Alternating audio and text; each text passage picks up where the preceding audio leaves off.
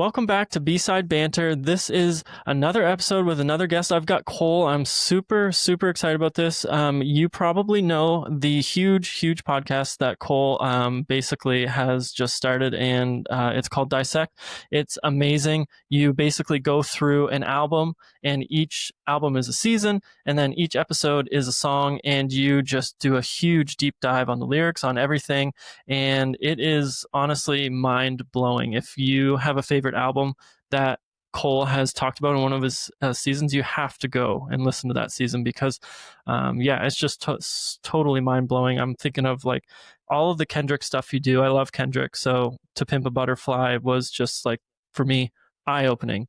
So super excited to have you on, Cole. I'm just going to kick it to you. If you want to, add anything about your podcast or anything else that you do, you can go for it.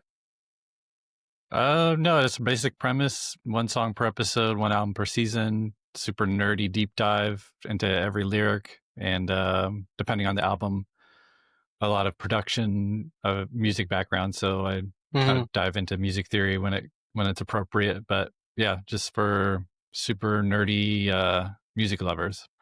Man, and it's honestly so good. And then you also do your like kind of last song standing stuff as well, where you kind of go head to head with some of that stuff, right?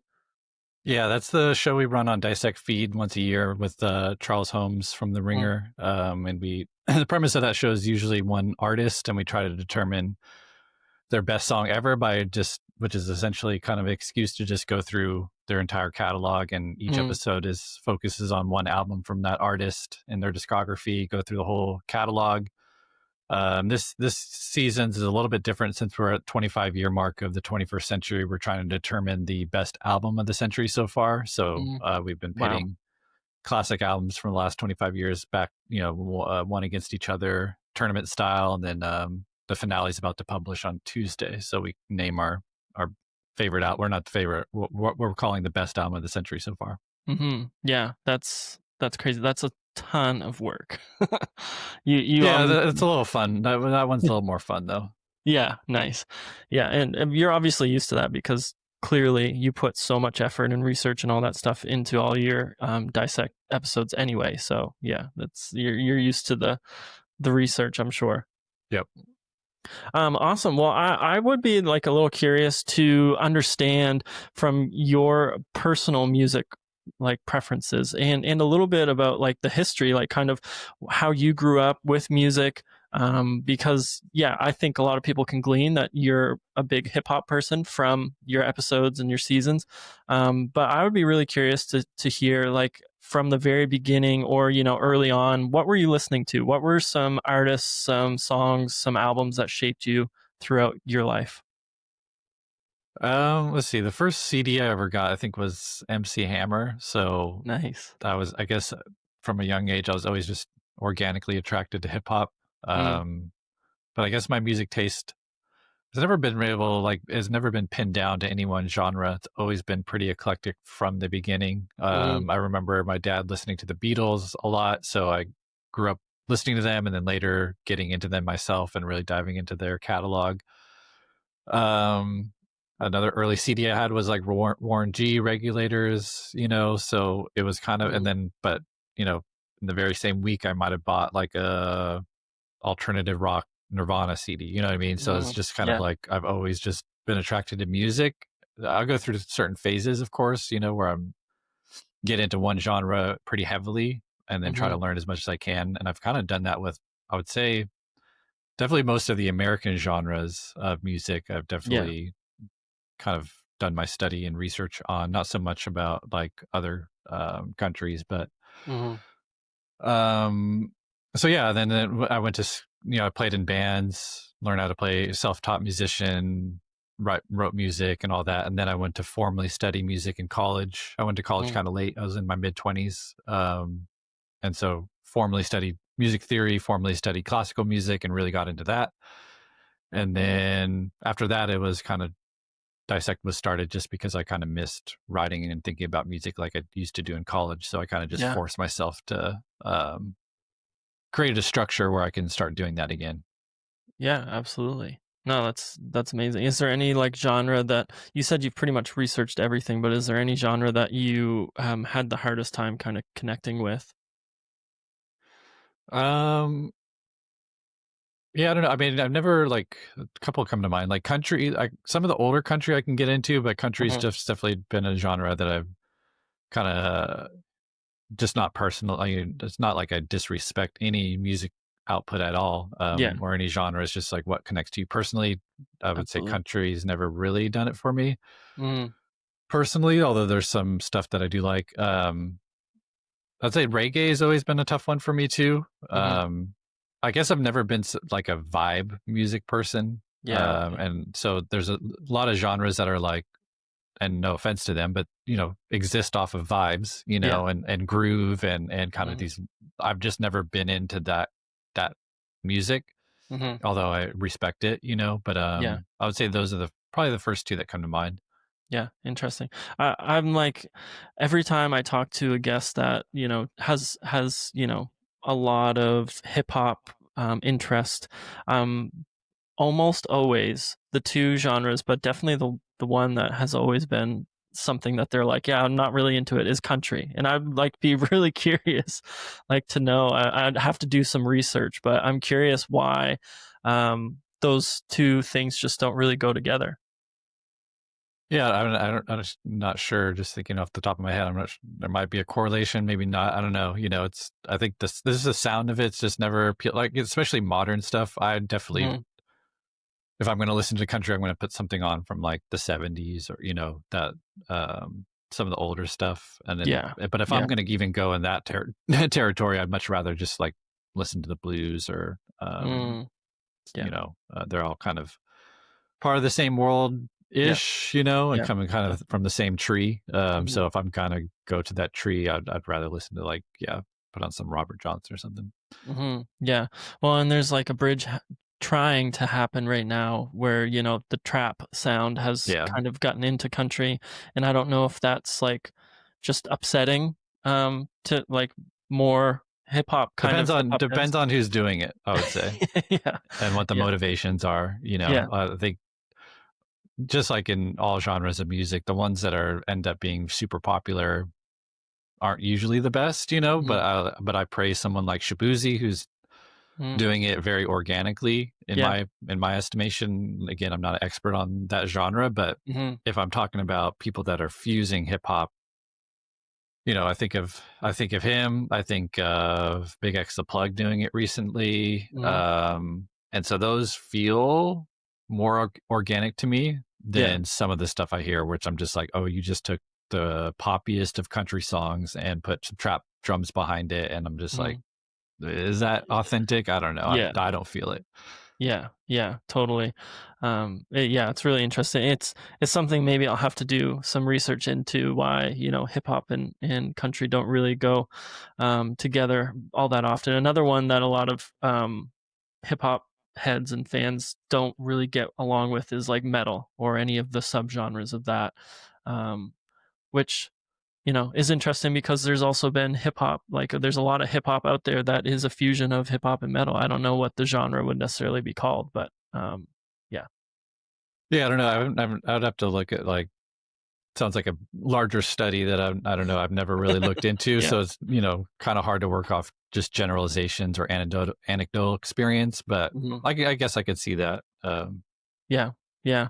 Um, well, I'm really curious. You mentioned a little bit when you were kind of talking about music in your life, kind of the beginnings of Dissect. But I would really enjoy just kind of hearing how that all started, and kind of where it's ended up today.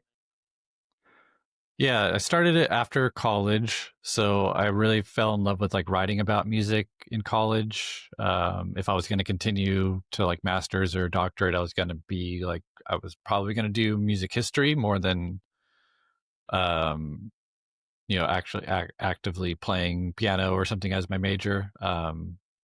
Mostly because I was so far behind everyone else. I was self-taught, and so when I Hmm. got to college, like everyone was so much better than me. They've all been studying classically trained since they're Hmm. young, and so I was just like, okay, I don't really have a future there, but I was really good. I thought, I mean, at least my professors told me I was really good at writing about music. So Mm. when I got out of college, I wasn't doing that anymore because I wasn't kind of forced to. So yeah, I just wanted to, it was kind of like, a lot of things in my life, a lot of influence kind of combined to inspire the idea. But I was listening to a lot of podcasts at the time because I just had a baby, and there's a lot of free time where you're just kind of hanging out, but you also need some stuff to go on in the background. Yeah. So I really started listening to podcasts then. That was like right when Serial came out, which was, I don't know if people remember that podcast, but that was pretty much like the turning point in podcast history in terms of like it broke mainstream and it introduced a lot of people to just podcasts in general, including myself.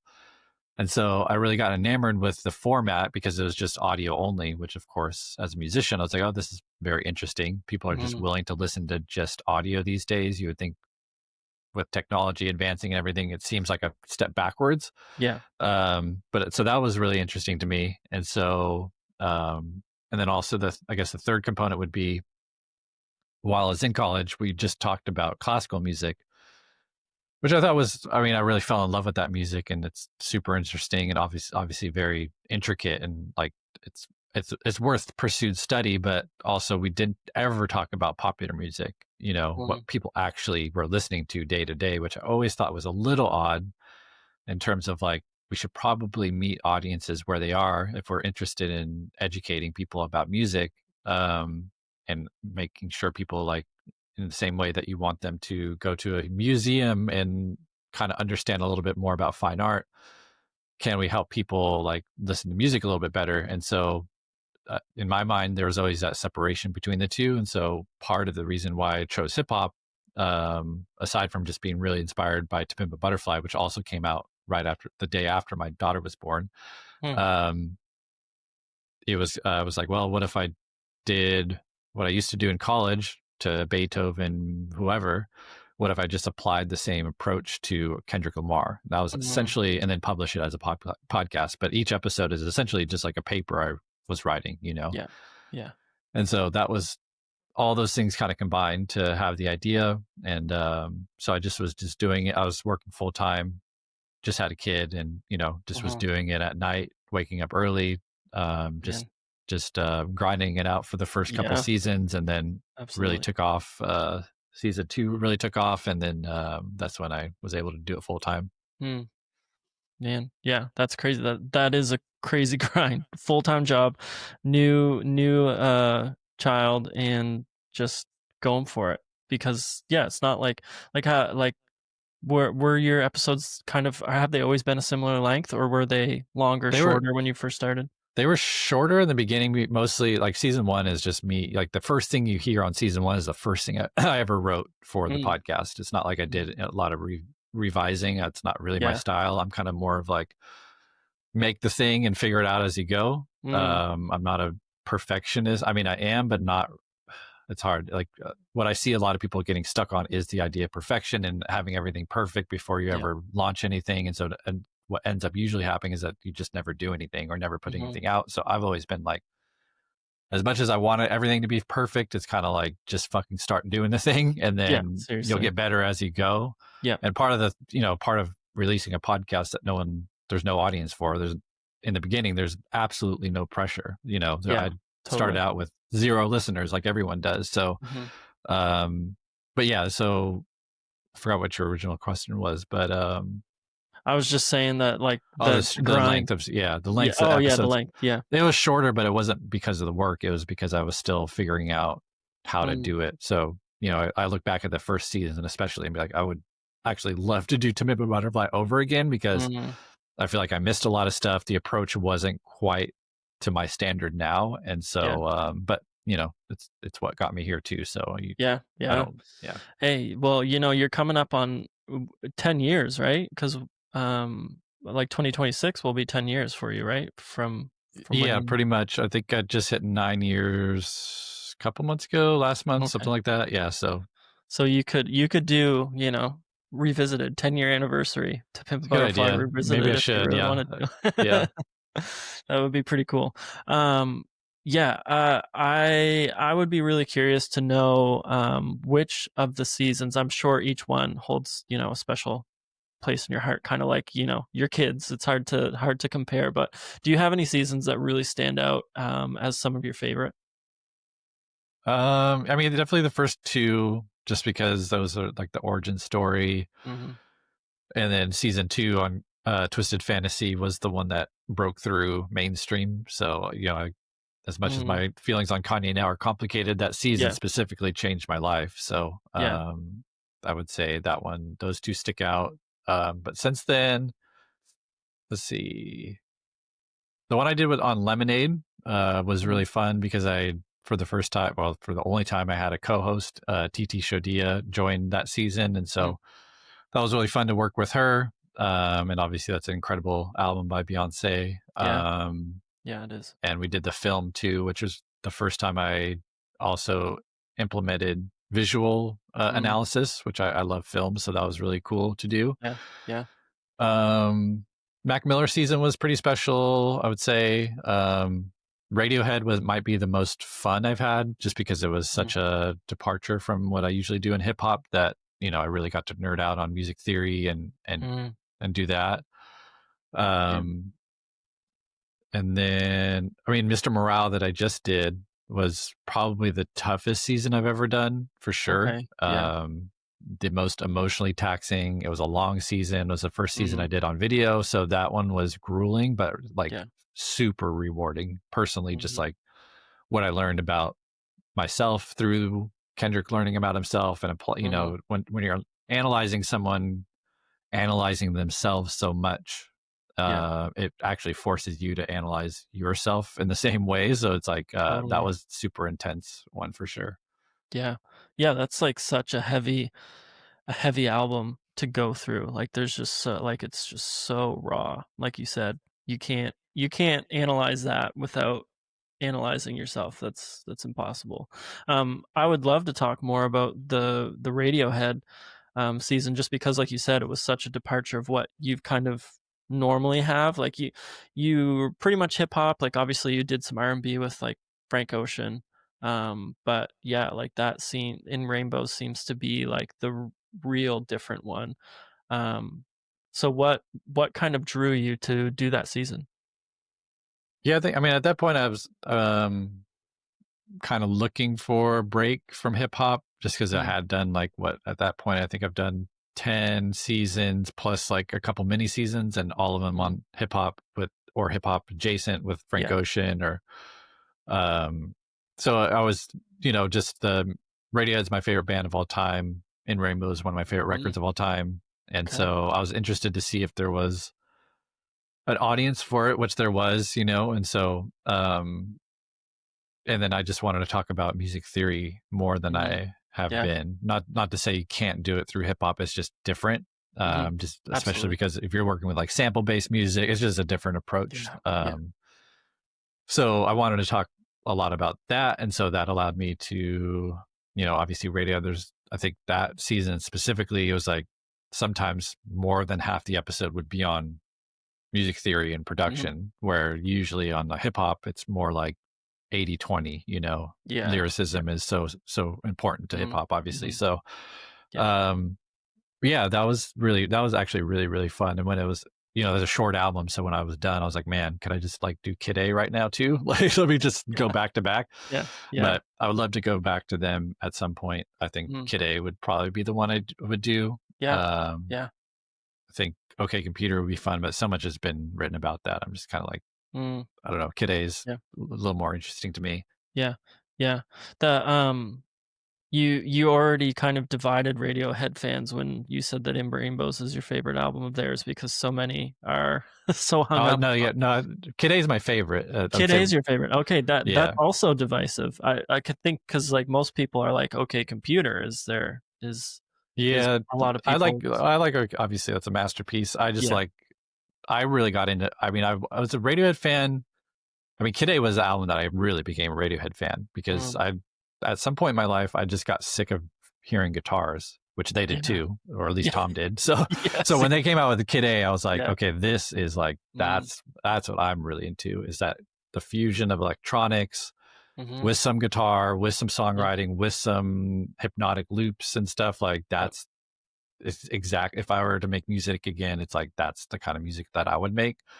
Um, so Kid A is definitely my personal favorite. It also was released at a time in my life. I think I was 18, 19, Mm. 20, something like that. I'd have to go back, but it was just like, such a formative time in your Yeah. life in terms Yeah. of discovering music and it influencing a really part of your life where you're really finding yourself. And so like it's just that it hits every box you'd want in your favorite album. That's Well, and plus what it means historically. yeah. Yeah. We did Absolutely. a Daft Punk Discovery versus Kid A episode on this Oh, Last okay. Song Standing season, and I need to go back and watch that. I didn't see that one. yeah, it's super. That was probably one of the best episodes I've ever, like, at least in terms of like my Mm. personal favorite episodes ever. Like that's one of Yeah. them. It was Okay. really really fun. Yeah. It's awesome. For me, like Kid A, there you have these moments with music. I think sometimes where you're like, if I could only go back and like experience that for the first time again. In Kid A, hearing everything in its right place start. Yeah, like the first time I ever listened to it, I had headphones on, big over ear headphones, and I was just like blown away. Like that intro, just everything that they have musically going on with that starting. Yeah, it's like such a nostalgic thing now. Whenever I listen to that, I'm just like transported back to that moment where I was sitting being like, this is the best thing that has ever happened in music ever, was kind of my like thought as soon as I was listening to that. So I'm there with you with that being one of my favorite Radiohead albums. I do think I go back to In Rainbows a little bit more listening to it, but yeah, the experience I had with Kid A was just unlike anything. Yeah, I think that's my experience with a lot of my favorite records. Where I'll probably listen to In Rainbows more.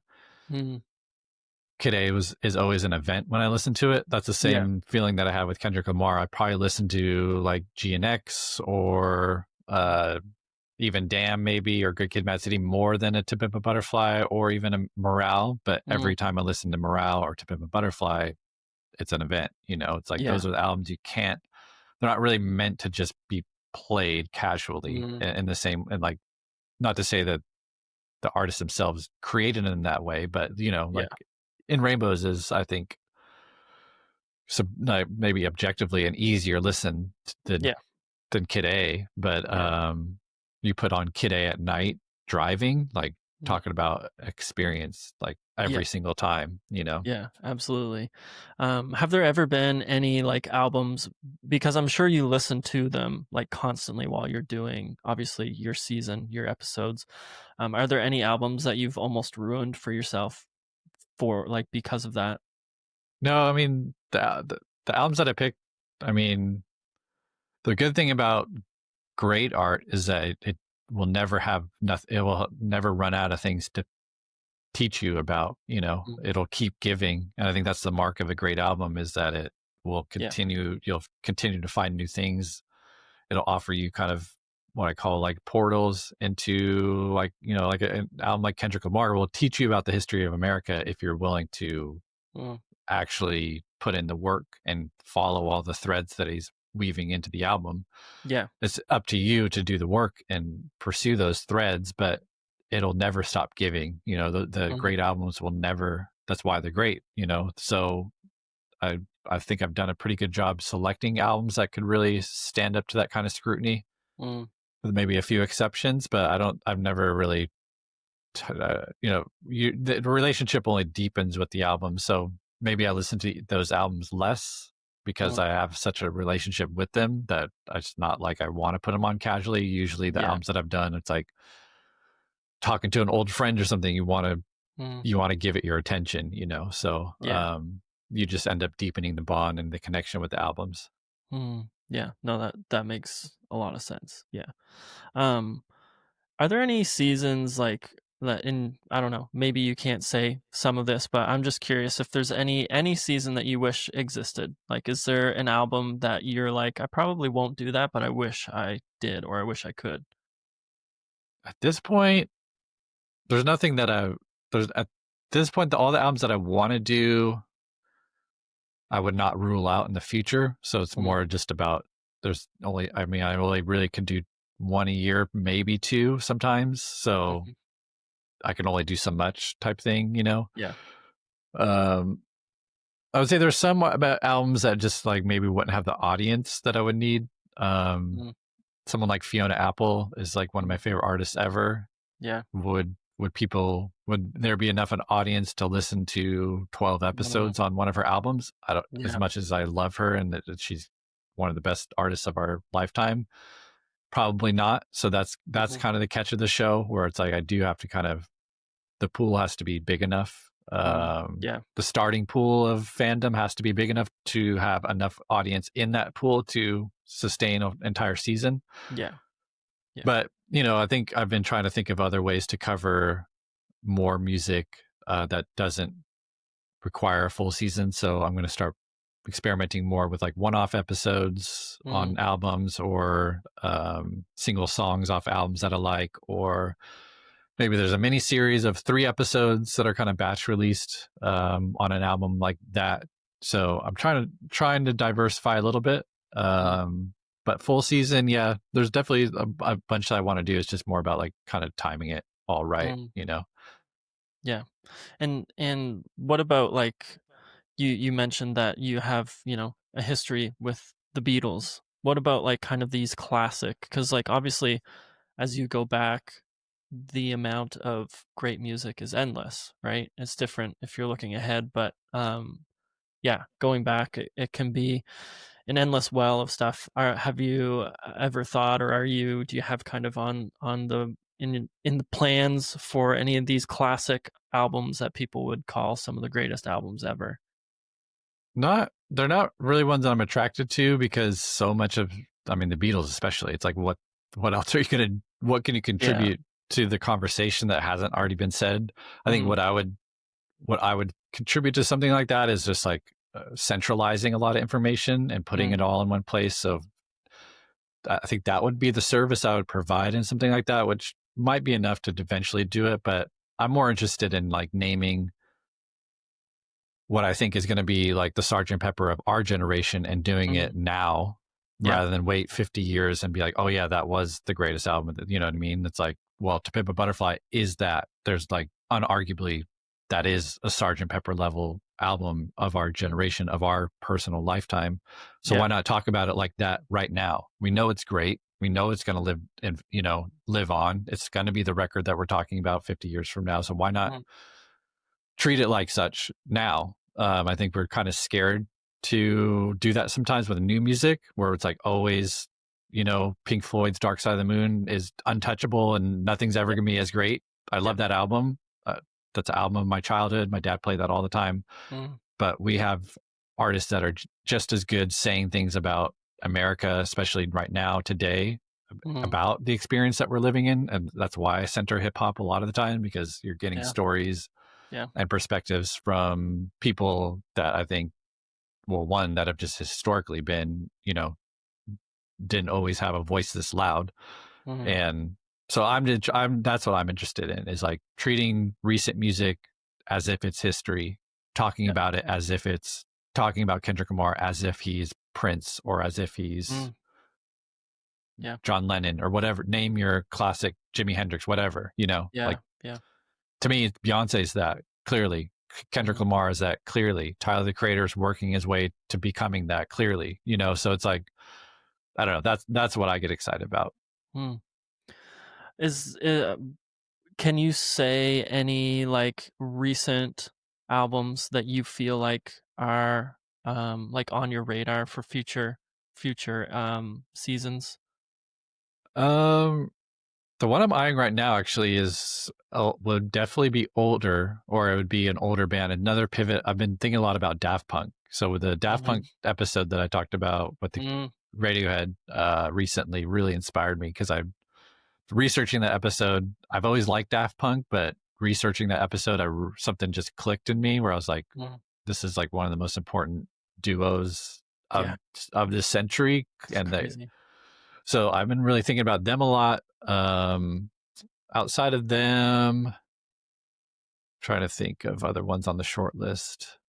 I didn't have I had a clear next album before I finished the current season, but I never really had that with this when I was working on Mr. Morale. Yeah.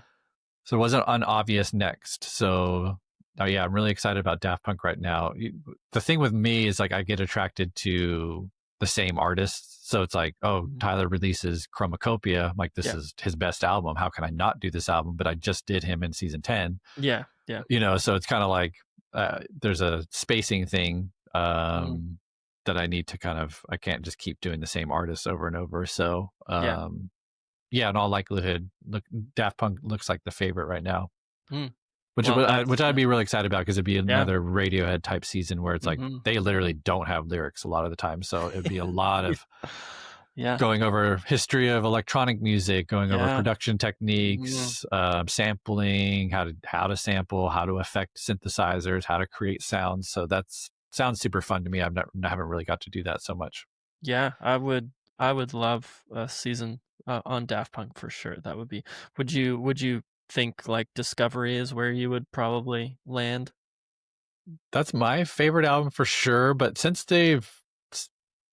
number of reasons why I would go with this approach probably is that one, they've formally retired, so we can actually look at their entire career and know what it is, unless they come back. But even then, it's kind of like it's self-contained right now. So so a career retrospective feels really interesting to me, but placing emphasis on Discovery and random access memory. So if it's arbitrarily say it's 10 episodes, maybe 3 episodes on Discovery, 3 episodes on random access memories, and then hitting everything else with the other ones. But that would allow me to pick and choose my spots, because even an album as great as Discovery is, it's like, do you want to hear a full episode on like name a less popular song, especially one that is instrumental with no lyrics? It's like, is that going to fill an episode? Like that's the format of my show. Not every album is a perfect slot, so sometimes I kind of cut a tinker. So that's kind of what I'm looking at, which would be pretty interesting. I haven't done a career retrospective really ever, so I think that would be super interesting. Total, like, not only would you be stepping out of hip hop again, but then you'd be stepping out of kind of this album, like single album, which would be really cool. I think Daft Punk is definitely one of those. Like you said, like it's hard. It's with what they've done. It's hard to like compare them to like some of the best lyricists, obviously, like a John Lennon or like Bob Dylan or something. But like in terms of their influence on music, it's just like it's crazy. One of those generational bands that you're never gonna have them again. Ever. Yeah, definitely. Yeah, that's super exciting. Do you listen, like, so obviously you mentioned that you clearly have listened to Chromacopia. I'm sure you've listened to Don't Tap the Glass. So you're keeping up with these artists that you've been kind of following. Are there any artists that, like, are you into the new music space a lot, or do you have a hard time being there? Do you kind of stick with your artists? Oh, no, yeah. I try to listen to everything, at least once, or just try to get a feel for what's happening. Every Friday I'll look at new releases and kind of just browse through what is in my wheelhouse, just as whether I return to it or even listen to a full album. Sometimes I just don't, just time wise, but I do like to just keep my ear on what's happening in the moment, see things shifting, seeing artists, rise and fall type of thing. So I'm definitely tracking new music for sure. Are there any artists or albums that you've been hearing in the last year or so that you like you're really into? JID is someone that I've been for the past couple of years I've really enjoyed. Really enjoy his new project. So good. That one, the new Chance the Rapper, is really good. I've been kind of obsessed with that one. Yeah. But he hasn't really released music in a long time. So those are the two. Oh, Eclipse, obviously. The Eclipse album is probably my album of the year at this point. So that's the one I've definitely listened to the most this year. It's even I've listened to it so much, and so much new music has come out, and I still would just want to keep going back to that one. It's yeah. So I think those are the three right now that I was really excited about. Lord's new album is really good. I was listening Yeah. to that a lot when it came out. I'm about to see her live next month. Oh, With nice. with my daughter. So I'm That's really excited amazing. to see that. Yeah. I just saw Clips live, so that Oh, even man. reinvigorated my love for them and this album, Yes, I'm sure. Yeah. which was fun. And then let's see what else. Trying to think. Ray Vaughn had a really good project. The new TD artist had a really, really, really impressive debut. He's calling it a mixtape, but it sounds like an album. Yeah. Yeah. Trying to think anyone else that I'm missing, but that handful of selections I think would be the ones that I'm listening to a lot this year. Yeah. Yeah. I've been, the Clips album is so good. I really enjoyed that. Kind of a perfect album. I Yeah. think. So, yeah. So, but what else can you ask for from, a group that was not doing anything for so long? Like, usually you're kind of waiting when you hear, hey, so and so's coming out of retirement or they're getting back together. And by the way, it's usually a cash grab and it's usually not good. Exactly. That's what I mean. You're like excited. You're like, sweet, new music, but you're kind of like, oh no, this could be bad. Yeah, it Like, could kind of taint the holding your breath. legacy. It could, we've seen it not 99 times out of 100. That's usually the case. Yeah, But absolutely. Yeah, they totally. seem inspired and they're rapping better than ever, I think. Yeah, And so yeah. I was originally thinking this would be like a one-off album where it's like, okay, they made a perfect album. It's a capstone of their career, but they seem interested. They seem inspired to make more. So I'm like, okay, if it's this good, I'm kind of scared again because I'm like, are you going to be able to top this? Like, but maybe they can keep proving us wrong. Hey, even if it's like one notch below, that still would be amazing. I know. Yeah, seriously. It'd still be really good. Yeah. But the JID album for me, I feel like that hits my wheelhouse a little bit more. I really, really enjoy experimental hip hop. And I felt like he like leaned into that a little bit more, or at least that album was a little more focused on that versus, Clips. Obviously, they're not as experimental in that regard. But yeah, I've just been listening to that like nonstop. It's really so good. Yeah, he's something. Yeah, I'm still iffy about the middle section, but that's my personal preference. Of like, I don't R&B is another genre of music that I personally just have never connected with too much. So like when it gets into that part of the album, just like I hope it grows on me. But for me personally, I wouldn't say that it's bad. It's just like not my personal preference. But the first 6 songs and then the last 4 songs, I'm just like, this is some of the best music I've heard this year. Yeah. I didn't mind that kind of R&B section. I know that a lot of people were like, I definitely read all the stuff, but I was kind of like, I'm here for it. Yeah.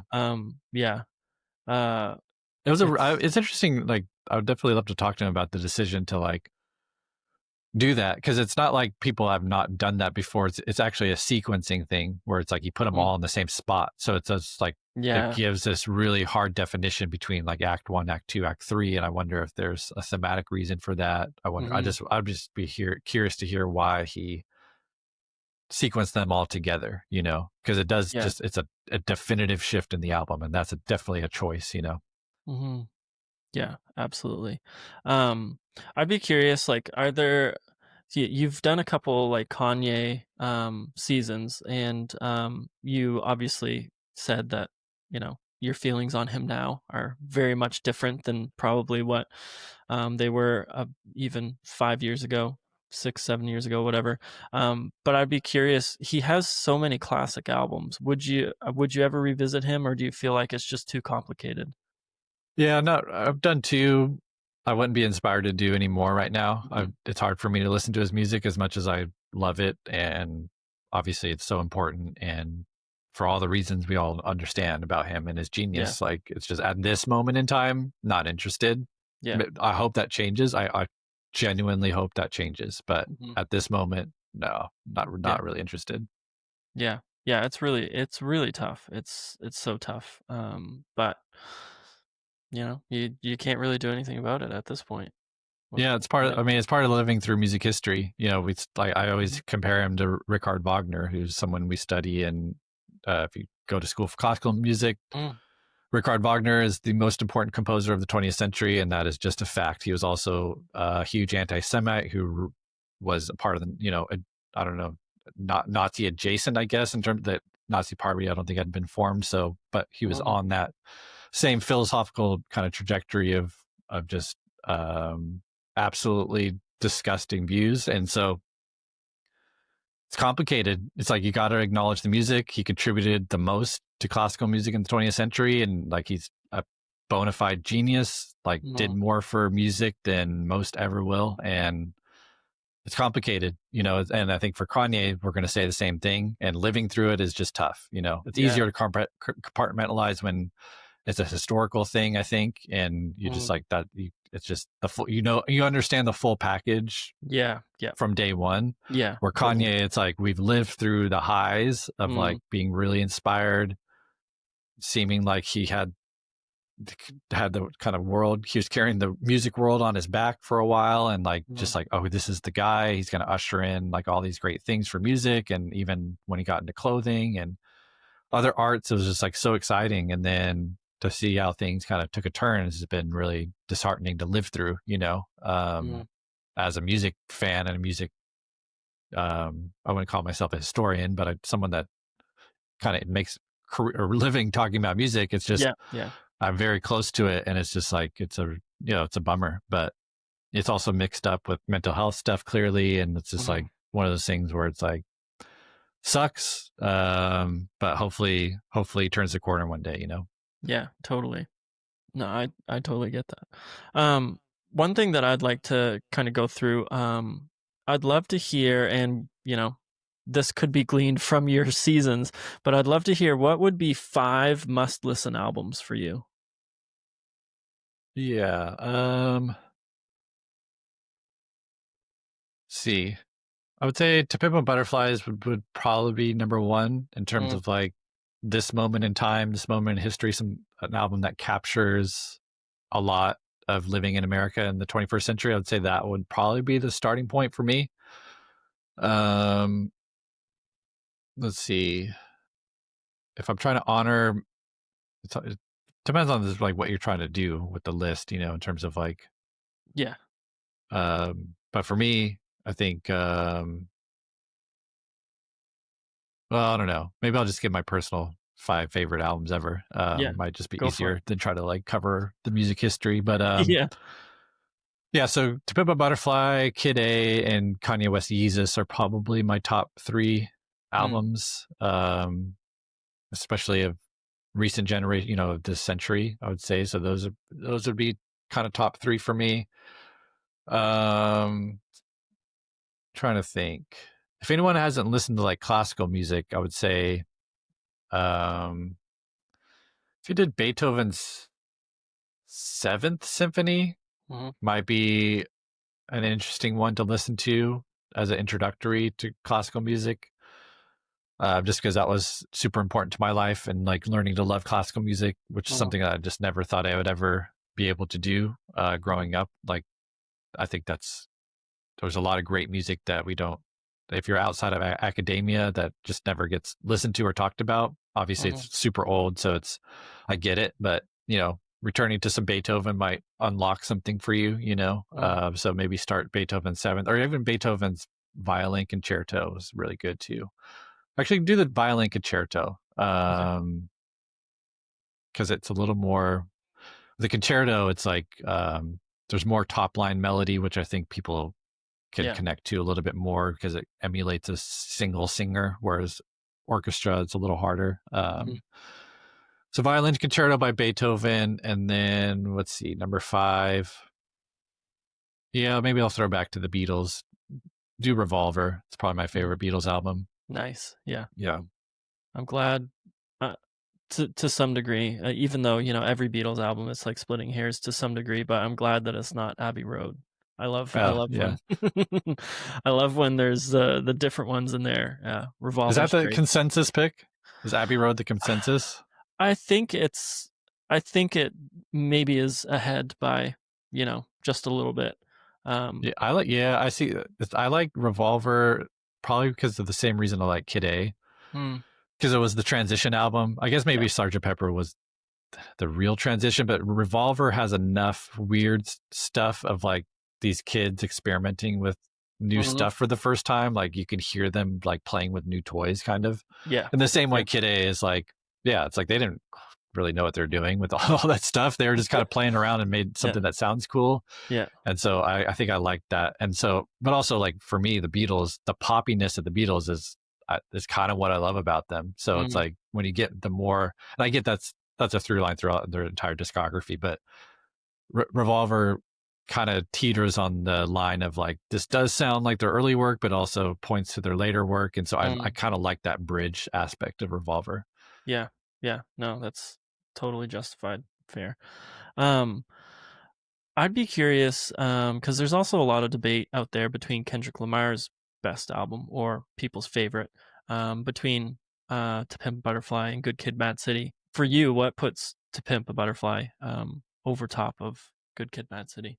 Yeah, so the latest episode of Last Song Standing is Good Kid, Mad City versus To Pimp a Butterfly. Man, Yeah, so we talk a lot about this. So if you're interested, everyone can listen to that. But it's more really just a personal preference. The more time away from To Pimp a Butterfly's release, I think it stands as a landmark of music history, and I don't think that'll ever change. But I think Good Kid, Mad City's prominence, especially like commercially, just cannot be denied. And I would think, while To Pimp a Butterfly might be more explicit in its messaging, I think Good Kid, Mad City, even though it's Kendrick's personal story, is just as rich and just as informative and expressive as a To Pimp a Butterfly about kind of America. It just doesn't have the White House on the cover, so I don't know. To Pimp a Butterfly will always be my personal favorite because, one, it inspired Dissect.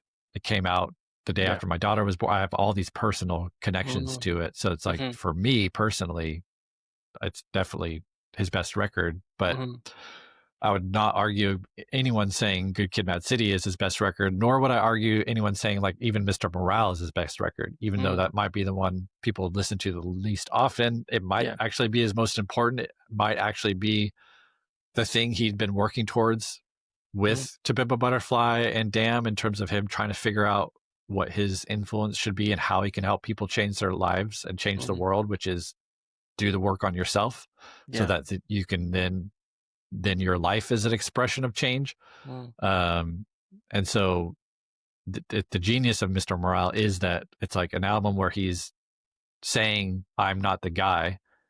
On the other hand, if you listen to the album, like it actually gives you the blueprint that he's been trying to give to people in terms of like helping them change and helping them get out of personal struggle. So that's all the people we've been talking to. Like what I always say is like the marker of a great discography is that there isn't a consensus pick. There isn't a consensus Beatles pick. There isn't a consensus Kendrick Lamar pick because the discography is just that good. And I think you could say that about everyone in terms of like these kind of artists that have these great discographies. Radiohead being another one where it's like, is it Kid A? Is it OK Computer? Is it In Rainbows? And then, you have other people vying for the Bends, even. So totally. Yeah, it is huge. That's a big marker for a phenomenal artist. Let's pivot then to artists. Give me your artist Mount Rushmore. So your 4 top artists. My personal, I'll just do personal. Just kind of talked about them all.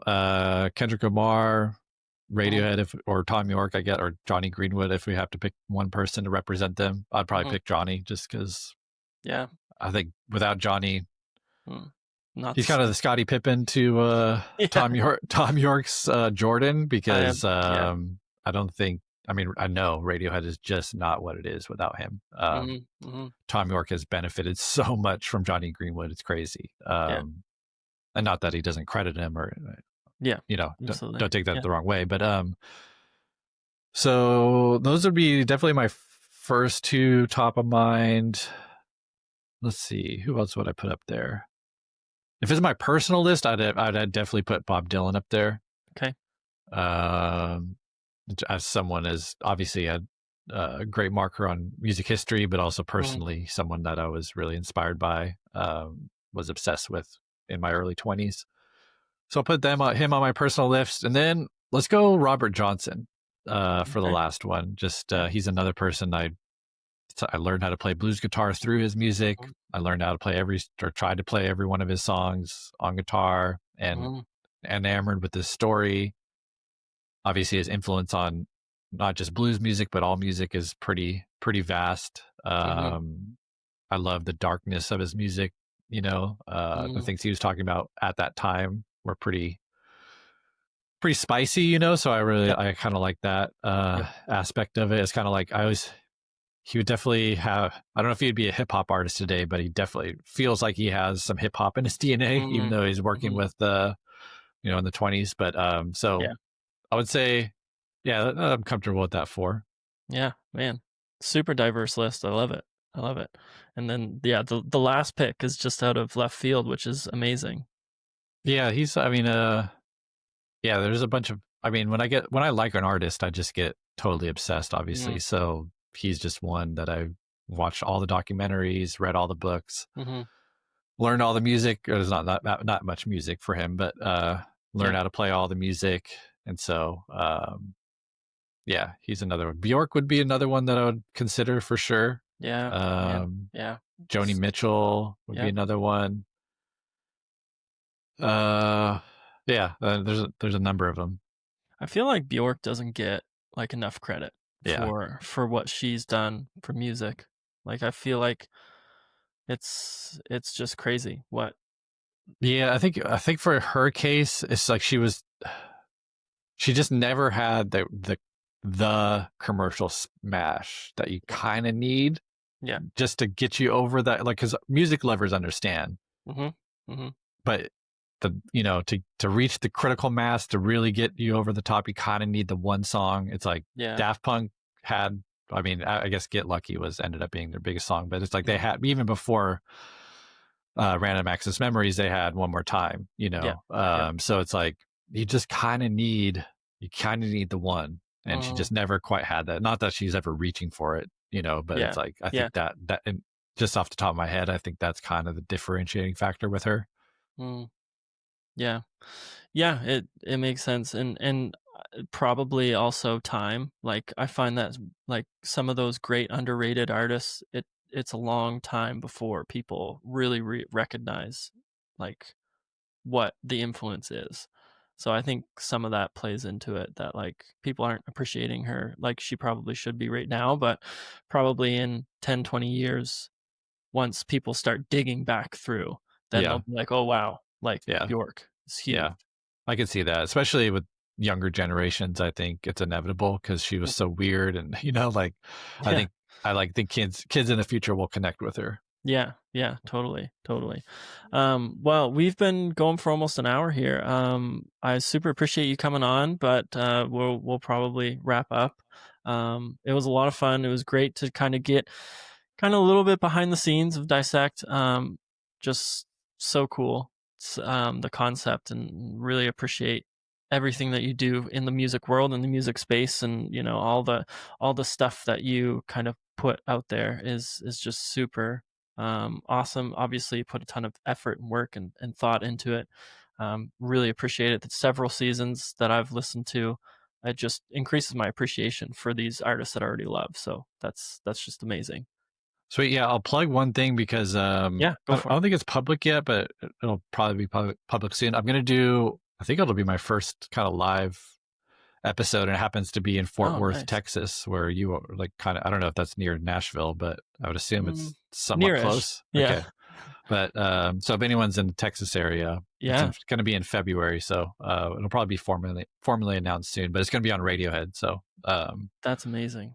it's part of Wow, a music festival there. So that's so cool. anyone's in the Wow. area. Yeah, go to that.